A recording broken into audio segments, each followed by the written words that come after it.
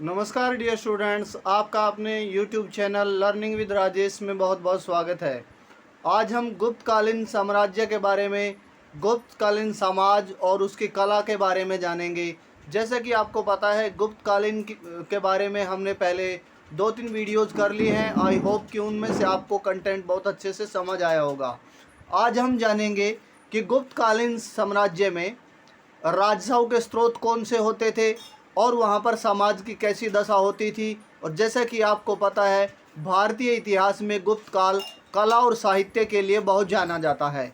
उसके बारे में हम पढ़ेंगे, जहाँ से हमारा जीके का इम्पोर्टेंट क्वेश्चन बार बार आते हैं।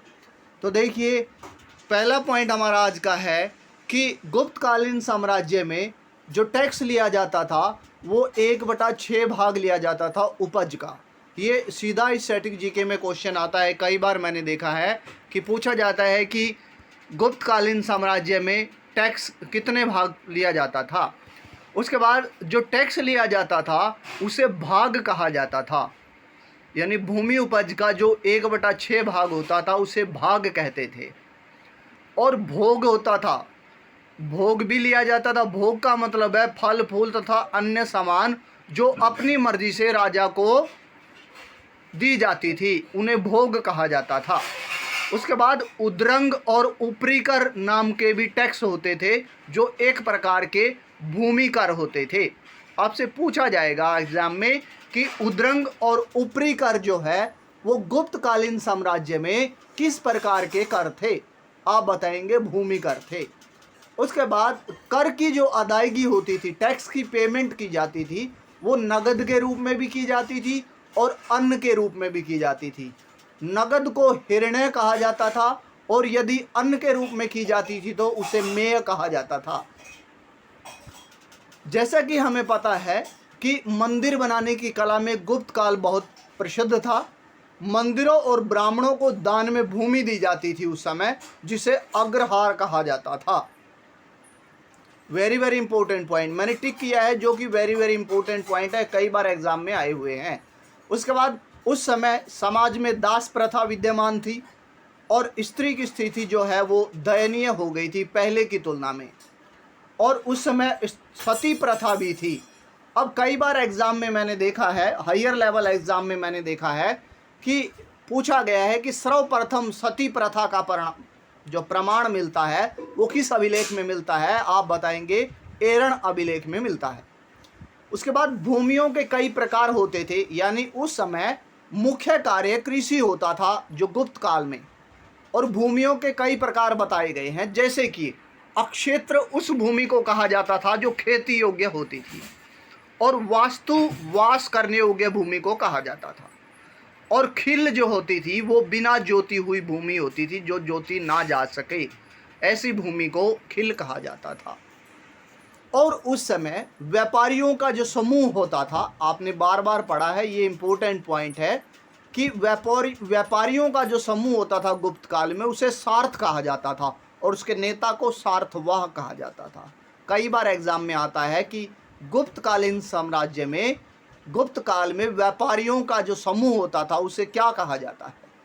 क्योंकि आपने पहले भी पढ़ा है कि मौर्य काल में या फिर सातवाहन वंश में ये कंफ्यूजिंग पॉइंट है। कई जगह इन्हें श्रेष्ठी कहा जाता है, कहीं सार्थवाह कहा जाता है, कहीं निगम कहा जाता है। तो आप इसके बारे में अच्छे से याद रखिएगा। उसके बाद गुप्तकालीन सिक्के बड़े फेमस है। हमने पढ़ा था कि चंद्रगुप्त द्वितीय ने जो शकों पर विजय हासिल की, उसके बाद चांदी के सिक्के ढलवाए थे। तो गुप्तकालीन सिक्कों का बहुत बड़ा भंडार, बहुत बड़ा पुंज मिला है। कहाँ से मिला है? कई बार एग्जाम में आया है कि बयाना भरतपुर क्षेत्र से मिला है। उसके बाद सोने के जो सिक्के होते थे गुप्त काल में, उन्हें दिनार कहा जाता था। और गुप्तकालीन जो व्यापार होता था वो ताम्रलिप्ति बंदरगाह से ज़्यादातर होता था, जो कि बंगाल में है, ताम्रलिप्ति। और भड़ोच बंदरगाह तो आपने पहले भी पढ़ा है कि बड़ी फेमस बंदरगाह थी, जिससे मध्यकालीन व्यापार होता था या प्राचीन काल में व्यापार होता था। उसके बाद धार्मिक स्थिति के बारे में हम जानेंगे कि गुप्त काल में वैष्णव और शैव धर्म का प्रचार बहुत ज़्यादा हुआ। वैष्णव धर्म के प्रचार का प्रमुख उदाहरण देवगढ़ झांसी का दशावतार मंदिर है। आपसे पूछा जाएगा एग्जाम में कि देवगढ़ का दशावतार मंदिर किस भगवान या किस देवता को समर्पित है, तो आप बताएंगे विष्णु देवता को या विष्णु भगवान को समर्पित है। ये कई बार एग्जाम में प्रश्न आया है। उसके बाद सकंद गुप्त के बैल के आकार वाले सिक्के बताते हैं कि उस समय जो गुप्त शासक हैं वो शिवजी में भी रुचि यानी शिवजी भगवान की भी प्रार्थना करते थे, यानी शैव संप्रदाय में विश्वास रखते थे। उस समय बौद्ध धर्म में भी आस्था थी लोगों की, और नालंदा में बौद्ध विहार की स्थापना इसका एक उदाहरण है। और दशावतार मंदिर उस समय शिखर का पहला उदाहरण माना जाता है, संभव होता है पहला उदाहरण था। शिखर आपने जाना होगा, एनसीईआरटी हिस्ट्री में आपने पढ़ा था कि शिखर जो है बहुत टॉप को, यानी जो मंदिरों की बहुत ऊंची वाली शिखर बनाया जाता है, टॉप पॉइंट बनाया जाता है, उसका पहला उदाहरण दशावतार मंदिर माना जाता है। तिगवा और उदयगिरी के जो मंदिर हैं, आपसे कल एग्जाम में यही पूछा जाएगा कि गुप्तकालीन तिगवा और उदयगिरी का मंदिर किस भगवान को समर्पित है, तो आप बताएंगे कि विष्णु मंदिर है। एक दशा अवतार मंदिर भी विष्णु को समर्पित है। तो आपसे ये भी पूछा जा सकता है इनमें से कौन सा मंदिर विष्णु को समर्पित नहीं है जो गुप्त काल में बना है। आपने पढ़ा दशावतार मंदिर, तिगवा और उदयगिरी का मंदिर। उसके बाद अजंता व बाघ की गुफाएं बौद्ध मंदिरों का बहुत अच्छा उदाहरण है गुप्त काल का। उसके बाद जो गुप्त काल की मूर्ति कला होती थी, आपने पहले पढ़ा है कि मूर्ति कला के दो शैलियां हैं, गांधार शैली और मथुरा शैली। तो मथुरा शैली ज़्यादातर अपनाई जाती थी गुप्त काल में मूर्ति कला के लिए। आई होप कि यहाँ तक के पॉइंट आपको क्लियर हुए होंगे। उसके बाद आर्यभट्ट उस समय के जाने माने गणितज्ञ हुए हैं, मैथमेटिशियन हुए हैं। ये आपने एनसीईआरटी छोटी कक्षाओं में पहले पढ़ा है। और अन्य महत्वपूर्ण गणितज्ञ कौन से थे, तो आर्यभट्ट ने शून्यवाद का सिद्धांत दिया था, ये तो आप जानते हैं, आई होप कि अच्छे से जानते हैं। और अन्य गणितज्ञ कौन से हैं जो गुप्त काल में महत्वपूर्ण थे या माहिर थे, जैसे कि आर्यभट्ट, वराही मिहिर, भास्कर प्रथम, ब्रह्मगुप्त।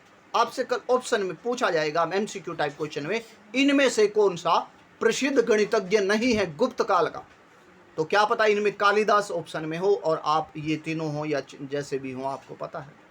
उसके बाद महत्वपूर्ण रचनाएं, स्टैटिक जीके का वेरी वेरी इंपॉर्टेंट पॉइंट, जिससे कि सीधा ही क्वेश्चन आता है एग्जाम में और जो कि हमारे एचएसएससी एसएससी के लिए बहुत इंपॉर्टेंट है।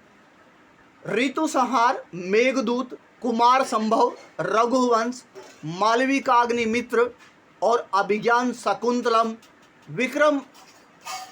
विक्रमोर्वंशियम, ये जो रचनाएं हैं वो कालिदास की रचनाएं हैं। एग्जाम में पूछा जाएगा इनमें से कौन सी कालिदास की रचना है या नहीं है। उसके बाद मैच में भी आ सकता है ये। मुद्रा राक्षस और देवी चंद्रगुप्तम आप पहले से जानते हैं, आयोग के आंसर आपके पास है कि विशाखा दत्त की रचनाएं हैं। 10 कुमार चरित दंडी की रचनाएं हैं। चारु दत्ता भास की रचना है। अमरकोश अमर सिंह की रचना है जो कि चंद्रगुप्त द्वितीय के 9 रत्नों में से है, आपने पहले पढ़ा था। और किरातार्जुनियम जो रचना है वो भारवी की रचना है। और वृत्त संहिता वराही मीर, जो अभी पढ़ा कि गणितज्ञ थे उस समय के माहिर, वृत्त संहिता वराही मीर की रचना है। और ब्रह्म सिद्धांत, आर्यभट्टियम, सूर्य सिद्धांत, ये रचनाएं आर्यभट्ट की हैं, ये आपने पहले भी जाना हुआ। उसके बाद पंचतंत्र, विष्णु शर्मा की महत्वपूर्ण रचना पंचतंत्र भी गुप्तकालीन मानी जाती है। और योगाचार जो कि असंग है, असंग की रचना है, जो कि बौद्ध भिक्षु यानी बौद्ध धर्म के प्रचारक हुए हैं उस समय, तो उनकी रचना योगाचार है। मैच में बहुत इंपॉर्टेंट बनता है यहाँ से पॉइंट। उसके बाद सुदर्शन झील के बारे में हम पढ़ते आ रहे हैं मौर्य साम्राज्य से। आपसे पूछा जाएगा इनमें से किसका सुदर्शन झील के निर्माण या जीर्णोद्धार में योगदान है या नहीं। तो जैसे कि चंद्रगुप्त मौर्य ने निर्माण करवाया था, हमने पढ़ा था। तो सौराष्ट्र के किस अधिकारी को उन्होंने निर्माण कार्य दिया था, हमने पढ़ा था पुष्यगुप्त। फिर अशोक ने इसका जीर्णोद्धार यानी मरम्मत करवाई और कार्य किसको दिया? तो शासक को। और रुद्रदमन ने सुविशाख को, सकंदगुप्त जो कि गुप्त शासक हैं, उन्होंने चक्रपालित को इसके मरम्मत का कार्य सौंपा। पहले तो शासकों से ही इम्पोर्टेंट प्रश्न बनेगा कि इनमें से कौन सुदर्शन झील के निर्माण और जीर्णोद्धार से संबंधित है या नहीं है। फिर इनसे मैच हो सकता है कि कौन सा अधिकारी इनसे सुमेलित है। उसके बाद गुप्तकालीन जो नाटक हैं, जो हमने कालिदास के बहुत सारे नाटक, अभी रघुवंश और अभिज्ञान शकुंतलम आदि के बारे में जाना, तो उनकी क्या विशेषताएं होती थी, ये भी क्वेश्चन आ सकता है एग्जाम में, कि उस समय के जो नाटक होते थे वो प्रेम प्रधान तथा सुखांत होते थे।